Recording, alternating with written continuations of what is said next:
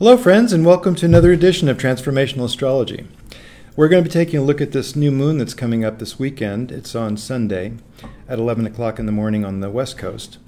And it's going to be another one of those really intense charts with a lot of outer planet configurations. Knowing what you know about what's happening in the news these days, you might be surprised, not, to see that it is a rather intense new moon that's coming up, and we have another intense 30 days ahead of us. So let's take a look at this chart without further ado and see what we can see. So you should be able to see the chart. Excuse me. And I've included these new planets. This is Haumea and this is Maki Maki. They're named after indigenous gods and goddesses. I think they're kind of cool. And of course I'm including Eris, which I always include because that has been established as definitely an important planetary archetype in modern astrology. These planets were named officially as planets, considered dwarf planets along with Pluto, by the IAU back in 2006 to 2008. So it's been quite a while now, and we've had time to really take a look at these charts, to take a look at these planets. And they are powerful, I can say that for sure. All three of them have definite astrological effects. You could say they're symbolic resonances with what's going on here in the old saying, as above, so below. So that's why they're included in this chart. I want to make mention of them today. And let's take a look at this chart in general. We have the very startling new moon opposition to Neptune. Neptune is at 15 degrees of Pisces, the new moon at 17, less than 2 degrees away from a pure opposition. So this is a new moon that's going to bring Neptune very strongly into the mix, which means, in one way, uncertainty, the possibility of deception, the possibility of self-deception, the possibility of idealism, the contrast between what is the unreal perfectibility or perfection of the Platonic ideals, you might say, of what we could be, what the human experience could be. And then we contrast that to the reality that we see all the time, where it doesn't match our expectations of perfection. And that can be confusing. That can lead us to a spiritual and escapist frame of mind, like, I got to get out of here. What can I do that's pure? What can I do that's different from the earthly plane? And we see a lot of that these days, and it can take the form of addictions of one kind or another, all kinds of different addictions. There's romance as well as drugs, as well as you name it, movies, fantasies, whatever. And then it can take the form also of a spiritual commitment. And what we would like is, we would like to see that our sense of the spiritual and the otherworldly planes, which is what's represented by Neptune, we would like to see that concretized into the real world. Is there a way that we can come closer to the ideal in our earthly dealings? And that's what we're always after, even though we may not know it, even though we may not put it in exactly those terms. But we're really trying, aren't we, to strive to get beyond, to go further, to get closer to some kind of spiritual ideal. And these are all reflecting the Neptune archetype. So a very big weekend coming up with this new moon on Sunday, a very big month coming up with the remainder of September being part of this lunation cycle. And the reason I say that it's so very big is because, once again, just as we have in the past several months, we have another very strong indication of outer planet connection. We have the new moon at 17 degrees is exactly trine to Pluto at 1852. So Pluto's very much in the picture of this new moon. We also have an aspect that's a little harder to see between the new moon and Uranus.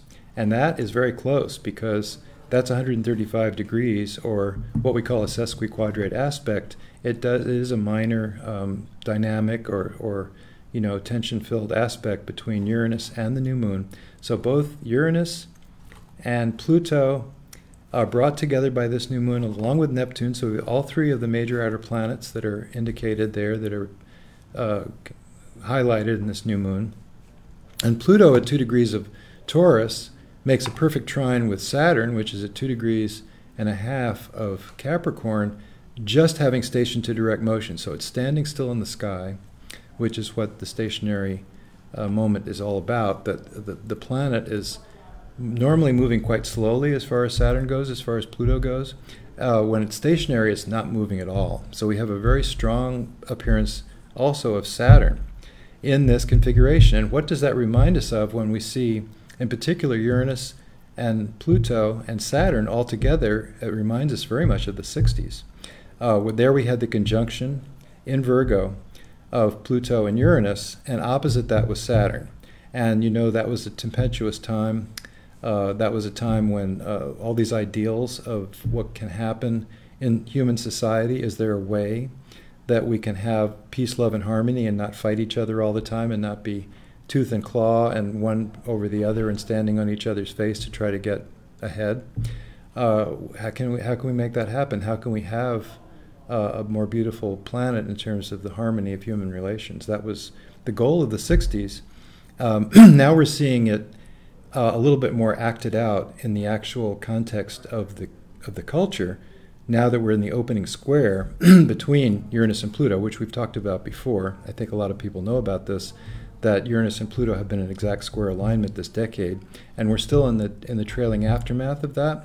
When Uranus, which is retrograde now, crosses back into Aries, there will be that square still within a certain amount of degrees between Pluto and Uranus. So right up until 2020, really, these are active.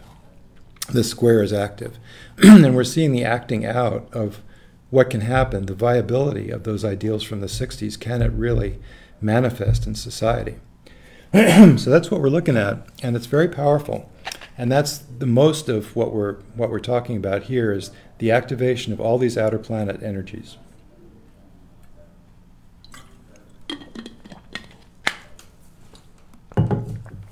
Well, on top of that, I'd like to call your attention to Eris, which I always try to bring up because I think it's so appropriate for our times.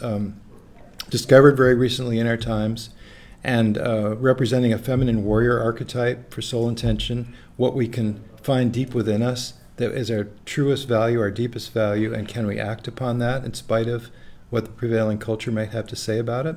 Can we really make it happen for ourselves and for the society, for everybody around us? Can we really make a move toward what we would like to see in the future in the way the society unfolds? That's the question. And we've seen a lot of activation of Eris over especially in the summer of 2016, and then in the spring of 2017, and even now it's still fairly close, within 10 degrees of Uranus, and Uranus is starting to move backward toward it. So we're seeing that strong Uranus-Eris connection, which is still happening, which is kind of the revolutionary ideal of can we really stand for our principles and make it happen in spite of the reactionary backlash to the Uranus ideal, the progressive notions. And we have, of course, the very strong trine between Uranus and Saturn, which emphasizes this. So the polarization in our society is reaching even a stronger peak with the close connection of this trine. Now, you might think that a trine is going to be an easy thing, but when you have Saturn and Uranus involved, they're very active, are archetypal, antithetical elements of conservative versus progressive. Saturn is about holding back. It's about the limitation of what can be done. It's like staying grounded, staying in this physical plane, and then, of course, Uranus wants to move beyond all the time to the new thing, to what astrologer Jeff Green called freedom from the known. So moving beyond what we know versus sticking with what we know. And going for the progressive ideal, which is represented by Uranus, versus let's not go there, let's be more careful, let's take it slow, let's have a conservative attitude and conservative outlook. So you see this between the progressive and the conservative elements in our society really reaching a crescendo right now. And I think that's going to continue throughout the month, as you might expect. Well, what we have with Eris also right now is we have the opposition with one of these new planets, Haumea. And Haumea is no lightweight. Haumea is actually a planet that refers back to nature. It was the creation goddess of Hawaii. And so referring back to nature in the sense of the profundity of nature, the fecundity of nature, we have protean new ideas happening all the time. David Bowie had a very strong Haumea in his chart. So what we're looking at is another outer planet, really, along the lines of Pluto, along the lines of Eris. In the Kuiper belt, these are called Plutoids, actually the official astronomical term for them. And it does refer to this kind of protean aspect of nature, always changing, always evolving, always connecting. And there's a way that nature represents a spiritual mission, in a way, a spiritual connection is what I'm trying to say.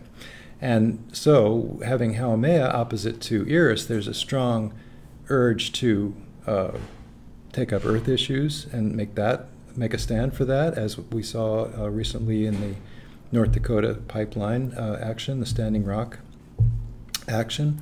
And it's also about finding that impulse to nature as part of our fundamental human connection with the cosmos, with what is beyond our current, just the day-to-day physical.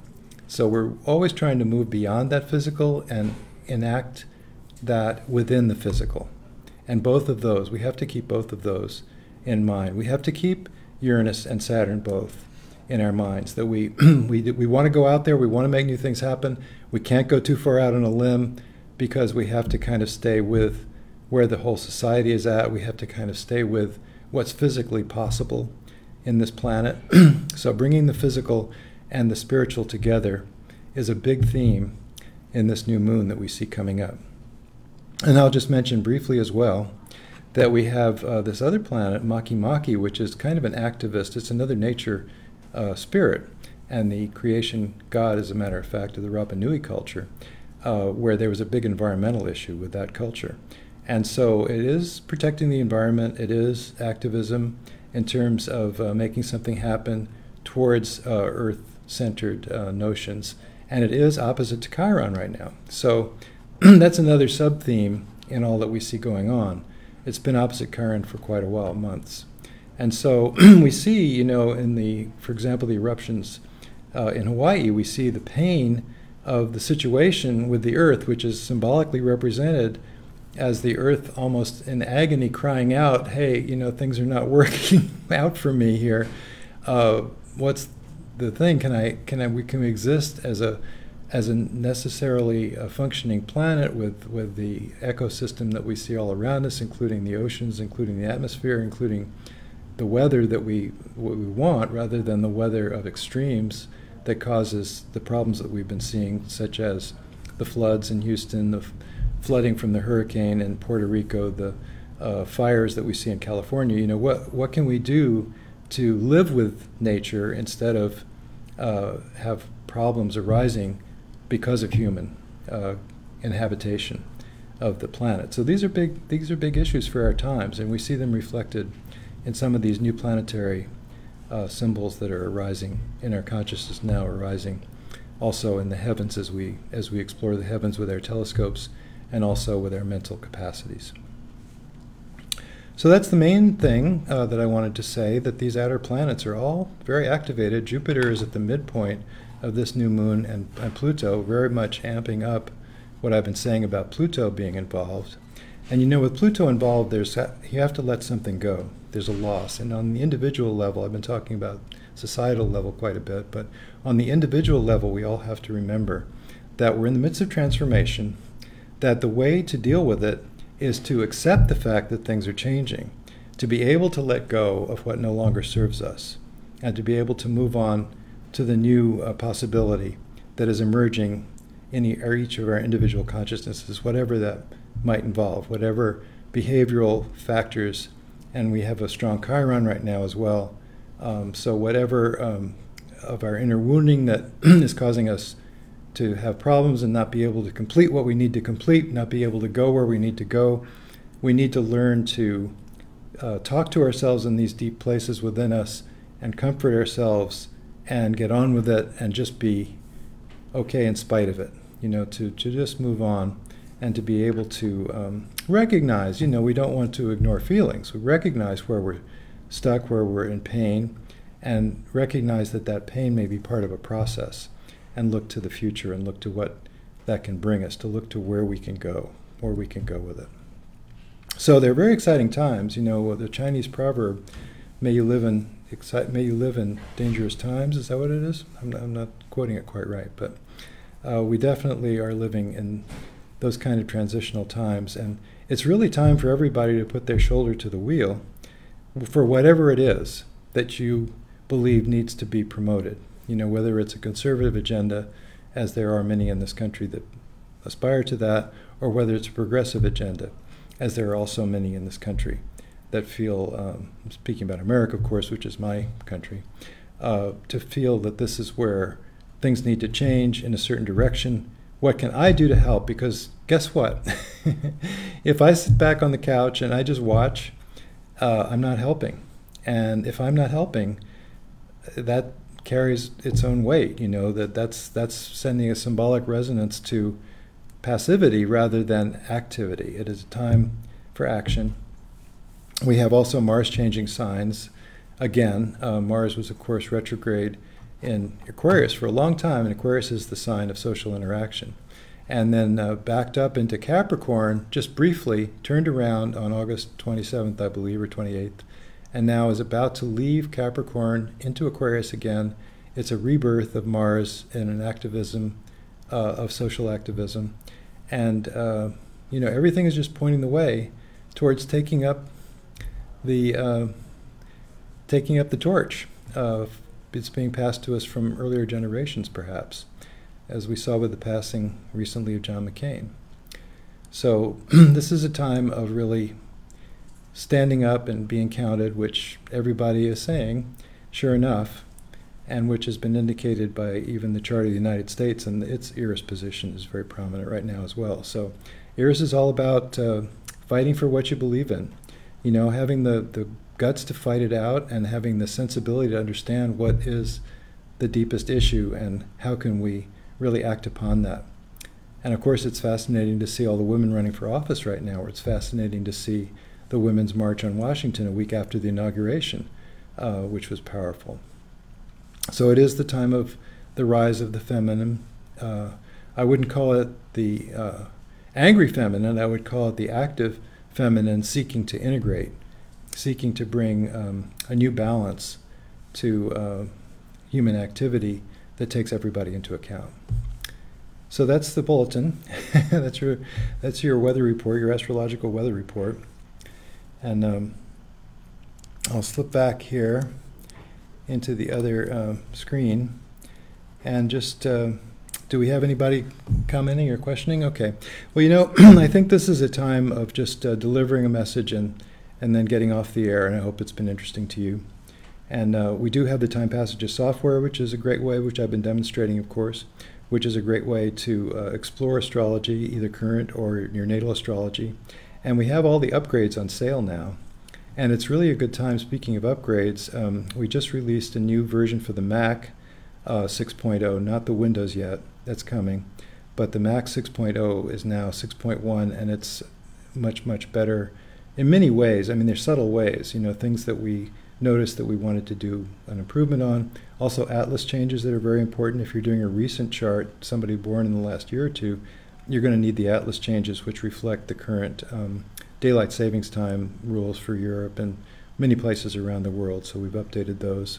And there's a new, those updates are also in the app, the TimePassages app on the iPhone, which is now in 2.6. And 2.6 is available and has all these fixes and changes, and we did the graphic a little bit better for the bi-wheel, and you'll see if you look at it. So it's a good time to upgrade. It's a good time to upgrade levels of TimePassages as well if you want to get to the next level, and because those are on sale now for 25% off for the rest of the month.